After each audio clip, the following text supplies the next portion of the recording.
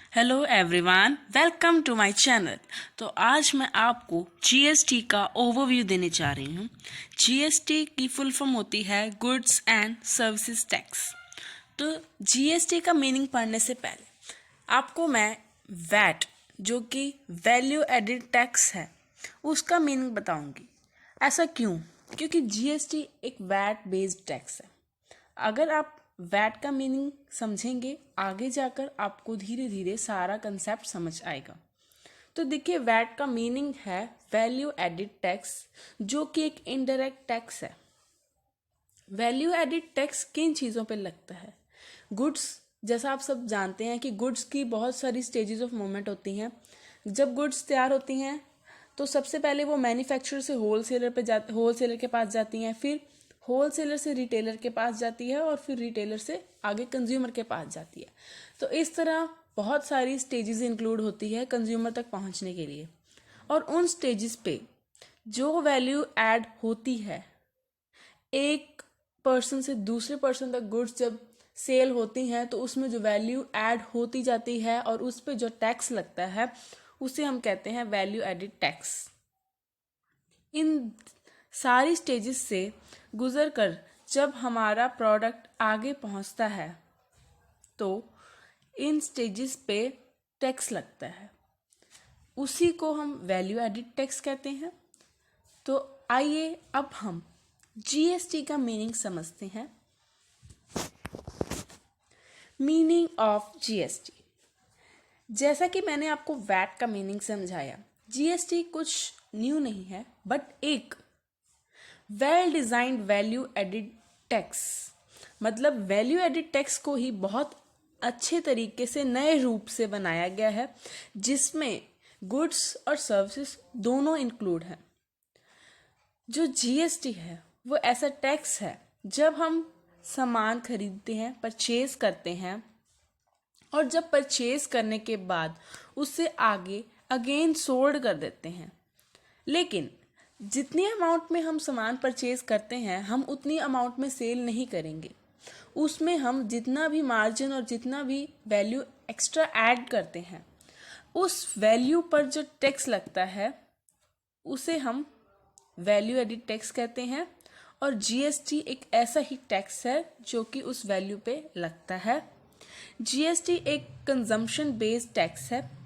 Consumption based का मतलब है कि ये टैक्स उसी स्टेट को पे किया जाता है जिस स्टेट में वो गुड्स और जो भी सर्विसेज प्रोवाइड की जाती हैं वो फाइनली कंज्यूम की जाती हैं। मतलब कंज्यूमर जिस स्टेट में है, गुड्स जहाँ से लेकर जहाँ पहुँचती हैं, जिस स्टेट में पहुँचती हैं, उस स्टेट में वो कंज्यूम की जाती हैं और उसी स्टेट को ही जीएसटी पेबल की जाएगी। इसीलिए जीएसटी को कंजम्पशन बेस्ड टैक्स कहा जाता है।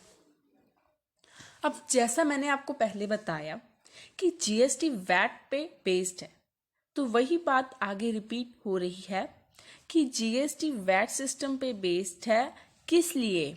इनपुट टैक्स क्रेडिट अलो करने के लिए, ताकि हम आउटपुट सप्लाई, मतलब जब हम आगे सेल करते हैं तो उस वक्त जो हम टैक्स पे करते हैं उस पे हमें जो इनपुट टैक्स क्रेडिट मिलता है वो जीएसटी वैट पे ही बेस्ड होता है। अब ये सारी प्रोसेस आपको मैं एक एग्जाम्पल के थ्रू समझाऊंगी, बिकॉज आपको थ्योरी से बेटर एग्जाम्पल में ज़्यादा क्लैरिटी आएगी, जिसमें आपको वैट क्या होता है, जीएसटी कैसे लगाई जाती है और इनपुट टैक्स क्रेडिट क्या होता है, वो सब समझ आ जाएगा। तो होप सो अभी तक जो हमने पढ़ा वो आपको क्लियर होगा। आइए एग्जाम्पल पढ़ते हैं। देखिए, सबसे पहले मानिए हमारे पास 3 सप्लायर्स हैं, ए, बी और सी।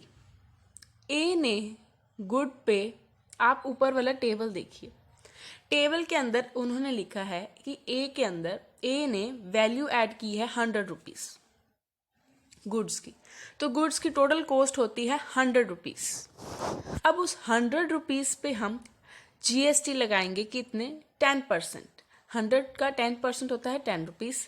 तो हमारे पास 100 रुपीज़ की गुड्स थी, 10 रुपीज़ टैक्स लगा, तो टोटल सेलिंग प्राइस हमारा हो गया 110 रुपीज़। आगे आइए बी। बी एक सेलर सप्लायर है, उसने ए से गुड्स परचेज की। ए ने बी को कितने में गुड्स सेल की? हमने पढ़ा था 110 रुपीज़ में। तो बी को 110 रुपीज़ में गुड्स मिली।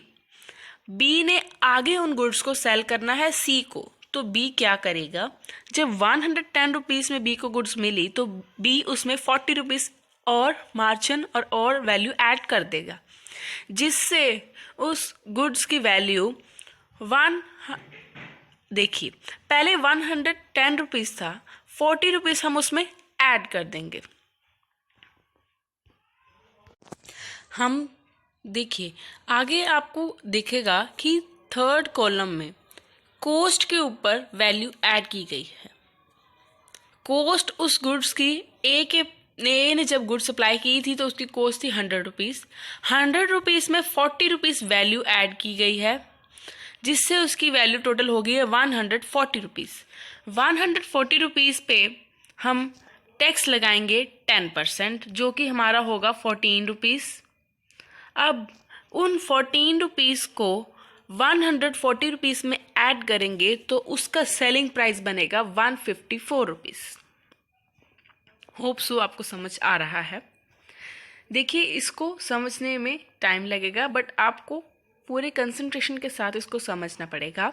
देखिए सी सप्लायर को गुड्स मिली 154 रुपीज़ में। अब सी क्या करेगा? उन गुड्स में वैल्यू ऐड करेगा 55 रुपीज़। सी ने वैल्यू ऐड की 55 रुपीज़, बट अब वो वैल्यू कॉस्ट के बीच में हम ऐड करेंगे। शुरू से देखिए ए के अंदर ए के पास 100 रुपीज़ टोटल कॉस्ट थी, बीच में बी ने 40 रुपीज़ ऐड किए, जिससे 140 रुपीज़ उसकी टोटल कॉस्ट होगी। आगे सी ने 55 रुपीज़ और ऐड किए, जिससे 100 + 40 + 55 195 उसकी टोटल कॉस्ट होगी। 195 पे 10% जीएसटी लगाने से 19.5 उसकी टोटल कॉस्ट बनती है, और टोटल 195 में 19.5 को हम ऐड करेंगे तो टोटल सेलिंग प्राइस 214.5 बनता है। अगेन इस टेबल को ध्यान से देखें ताकि आपको सारा समझ आए। अब जैसे जैसे मैंने आपको समझाया इस तरह हम जीएसटी को वैल्यू पे लगाते हैं, जैसे जैसे आगे आगे वैल्यूज ऐड होती जाती हैं। अब देखिए ए को नीचे आप पढ़िए, देखिए फॉर ए शेल पे टैक्स ऑफ ₹10। ए को 10 रुपीज़ टैक्स पे करना पड़ेगा। बी को कितना टैक्स पे करना पड़ेगा? 14 रुपीज़। लेकिन बी ने पहले ए को 10 रुपीज़ टैक्स पे किया था, अब बी को 14 रुपीज़ टैक्स पे करना है। अब यहाँ बी को मिलेगा input tax credit. Input tax credit का मतलब, देखिए इनपुट टैक्स क्या होता है? जब हम सामान परचेज करते हैं, गुड्स परचेज करते हैं, तो उस पर इनपुट टैक्स लगता है। वो टैक्स था 10 रुपीज़ जब बी ने गुड्स परचेज की। 10 रुपीज़ बी ने पे कर दिए हुए हैं पहले से। अब बी को 14 रुपीज़ पे करने हैं, तो उस 14 रुपीज़ में से पहले पे किए हुए 10 रुपीज़ लेस हो जाएंगे, वो हमारा इनपुट टैक्स क्रेडिट होगा। 10 रुपीज़ हमारा इनपुट टैक्स क्रेडिट है जो हमने परचेज करते वक्त पे किया। अब 14 रुपीज़ में से उन 10 रुपीज़ को लेस करने पर 4 रुपीज़ बचते हैं, जो कि हमारा टैक्स होगा जो बी को पे करना पड़ेगा। मतलब बी को अब 14 रुपीज़ नहीं, ओनली 4 रुपीज़ पे करने पड़ेंगे। आगे आता है सी का टैक्स है 19.5। सी ने जब बी से गुड्स परचेज किए तो सी को 14 रुपीज़ जीएसटी पे करनी थी। अब सी ने 14 रुपीज़ पे कर दिया था, अब सी 19.5 पे नहीं करेगा। सी को वो 14 रुपीज़ इनपुट टैक्स क्रेडिट मिलेगा। मीन्स सी को 19.5 माइनस 14 इक्वल्स टू 5.5 रुपीज़ में टैक्स पे करना पड़ेगा। और इसी तरह जो अमाउंट हमने इनपुट करते वक्त, परचेज करते वक्त पे की होती है, वो हमें इनपुट टैक्स क्रेडिट मिलता है। और आगे हम आउटपुट टैक्स पे करते वक्त उसमें से इनपुट टैक्स क्रेडिट लेस कर देते हैं। तो फॉर्मूला होता है net tax payable equals to output tax minus input tax credit. इतना आपको समझ आ चुका होगा। अब शॉर्ट फॉर्म में देखें तो ए को 10 रुपीज़ पे करने पड़ेंगे, बी को 4 रुपीज़ और सी को 5.5 रुपीज़ और पे करने पड़ेंगे, क्योंकि सी ने पहले उसको 14 रुपीज़ पे कर दिए थे। तो टोटल टैक्स जो डिपार्टमेंट कलेक्ट करेगा वो होगा हमारा 19.5। तो कंज्यूमर को कितना टैक्स पे करना पड़ेगा? 19.5। होप सो इस टेबल से आपको क्लियर हुआ होगा कि इनपुट टैक्स क्रेडिट कैसे हमें मिलता है, कैसे हमें आउटपुट टैक्स पे करना है और कैसे हमें जीएसटी लगती है। ये टेबल में सब कुछ एक्सप्लेन किया गया है। तो आइए आगे बढ़ते हैं। Comprehensive structure of GST in India. देखिए जीएसटी जो है वो एक डुअल स्ट्रक्चर जीएसटी है। कहते हैं इंडिया में डुअल स्ट्रक्चर जीएसटी फॉलो किया जाता है, जिसमें सेंट्रल गवर्नमेंट जो होती है वो सीजीएसटी मतलब central goods and services tax collect करती है, और जो स्टेट गवर्नमेंट होती है वो एसजीएसटी मतलब state goods and services tax collect करती है। इंडिया में दो तरह के टैक्स लगते हैं, सीजीएसटी और एसजीएसटी। सीजीएसटी और एसजीएसटी क्या है? इंटर स्टेट पे लगते हैं, इंट्रा स्टेट पे लगते हैं। कैसे लगते हैं वो आपको इस टेबल में समझ आएगा।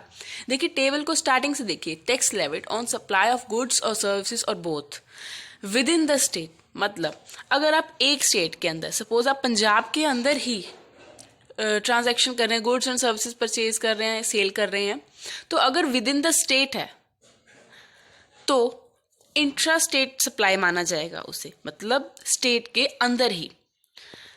अगर हम पंजाब में कर रहे हैं तो मतलब हरियाणा के साथ हमारी कोई डीलिंग नहीं है, पंजाब में ही दो डिस्ट्रिक्ट्स के अंदर सप्लाई हो रही है, तो उसको हम इंट्रा स्टेट कहेंगे। तो इन शॉर्ट अगर इंट्रा स्टेट सप्लाई है तो उस पर सीजीएसटी और एसजीएसटी लेवी होगी, और अगर intra UT union territory supply है, दो यूनियन टेरिटरी के अंदर ही विद इन यूनियन टेरिटरी के सप्लाई है, तो हम सीजीएसटी और यूटीजीएसटी, एसजीएसटी की जगह अब यूटीजीएसटी लेवी होगी। UTGST means union territory goods and services tax. तो यहाँ तक हमारा क्लियर हो गया इंट्रा स्टेट अगर स्टेट के अंदर। अब है इंटर स्टेट मतलब बिटवीन टू स्टेट्स। अगर सप्लाई बिटवीन टू स्टेट्स हो रही है, मीन्स पंजाब और हरियाणा के बीच में, पंजाब और हिमाचल प्रदेश के बीच में, तो ये हो जाएगी दो स्टेट्स के बीच में। तो उसके लिए सीजीएसटी और एसजीएसटी नहीं लगेगी, बल्कि IGST integrated goods and services tax लगेगा। और अगर दो यूटीज मतलब दो यूनियन टेरिटरीज के अंदर सप्लाई होती है तो भी integrated goods and services tax he apply होगा। तो आइए आगे पढ़ते हैं difference between CGST, SGST and IGST. तो इस डिफरेंस को पढ़ने के बाद आपको सेंट्रल, स्टेट्स और integrated goods and services tax का डिफरेंस पता चल जाएगा। तो पहले हम मीनिंग पढ़ेंगे। जैसा मैंने आपको बताया कि CGST central goods and services tax होता है और ये सेंट्रल गवर्नमेंट के द्वारा लेवी किया जाता है। आगे SGST state goods and services tax होता है जो कि स्टेट गवर्नमेंट की तरफ से लगाया जाता है। IGST integrated goods and services tax होता है जो कि सीजीएसटी और एसजीएसटी की कंबाइंड फॉर्म होती है और ये सेंट्रल गवर्नमेंट की तरफ से लगाया जाता है। कलेक्शन ऑफ टैक्स, टैक्स कौन कलेक्ट करेगी? सीजीएसटी को सेंट्रल गवर्नमेंट, एसजीएसटी को स्टेट गवर्नमेंट, आईजीएसटी को सेंट्रल गवर्नमेंट। एप्लीकेबिलिटी, सीजीएसटी और एसजीएसटी मैंने आपको पिछले टेबल में बताया था कि इंट्रा स्टेट सप्लाई पे ये दोनों टैक्स लेवी होते हैं। IGST inter state. इन दो वर्ड्स के बीच में डिफरेंस समझें, इंट्रा और इंटर। इंट्रा मतलब विद इन स्टेट और इंटर मतलब बिटवीन टू स्टेट्स। आइए आगे बढ़े। रजिस्ट्रेशन। रजिस्ट्रेशन क्या होती है? देखिए, रजिस्ट्रेशन का कंसेप्ट आगे जाके पूरा टॉपिक मैं आपको डिटेल में एक्सप्लेन करूँगी। अब एक पर्सन को रजिस्ट्रेशन करवानी पड़ती है जीएसटी के लिए और इन एक्ट्स के अंदर। और रजिस्ट्रेशन करने से क्या होता है, उस पर्सन को एक यूनिक आइडेंटिटी नंबर दिया जाता है और आगे आगे ऐसी सारी प्रोसेस होती है, उसके लिए उसको रजिस्टर करना पड़ता है। पर सीजीएसटी के अंदर रजिस्ट्रेशन करवाने के लिए उस पर्सन की जो टर्न ओवर है वो 20 लाख से ज़्यादा होनी चाहिए, 20 लाख को क्रॉस करनी चाहिए। अगर क्रॉस नहीं करती तो रजिस्ट्रेशन नहीं होगी। Same in the case of SGST, 20 lakh से एक्सीड होनी चाहिए, उसको क्रॉस करनी चाहिए टर्नओवर। और आईजीएसटी के लिए रजिस्ट्रेशन मैंडेटरी है, कंपल्सरी है। आगे है कंपोजिशन। कंपोजिशन स्कीम क्या होती है वो भी आपको आगे चलकर बिल्कुल मैं आपको वीडियो लेक्चर दूंगी जिसमें आपको कंपोजिशन स्कीम को डिटेल में एक्सप्लेन कर मैं बताऊंगी। बट इसमें आपको एक बार शॉर्ट में मैं आपको बता देती हूँ कि जिस पर्सन की टर्न ओवर 1.5 करोड़ से ज़्यादा एक्सीड नहीं करती वो पर्सन कंपोजिशन स्कीम को ऑप्ट कर सकता है। तो कहते कि डीलर जो ऑन करना पड़ेगा। Thank you.